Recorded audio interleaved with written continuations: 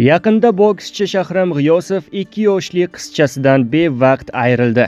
Azizlar, Shahram G'iyosov ayriliq so'zlarini quyidagicha izhor qildi. Videoni oxirigacha tomosha qiling. O'zbekistonlik taniqli bokschi Shahram G'iyosovning 2 yoshli qizi vafot etdi. Bu haqda bokschining Instagramdagi muxlislar sahifasi xabar bergan edi. Manbaga ko'ra, bir necha kunlar avval bokschining qizi olamdan o'tdi. Hozircha qizaloqning o'limi sabablari ma'lum emas. Taniqli bokschi Shahram G'iyosov Instagramdagi sahifasida qizi bilan tushgan videosini joylab, 10 kun oldin vafot etgan qizi bilan xayrlashgan. Biz Allohnikimiz va unga qaytamiz. Alhamdulillah hammasi uchun.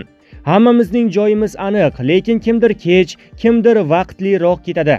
Jonimona qizim, farishtaga o'xshab keldingiz va bizlarni Allohga yaqin qilib, to'g'ri yo'lga boshlab ketdingiz.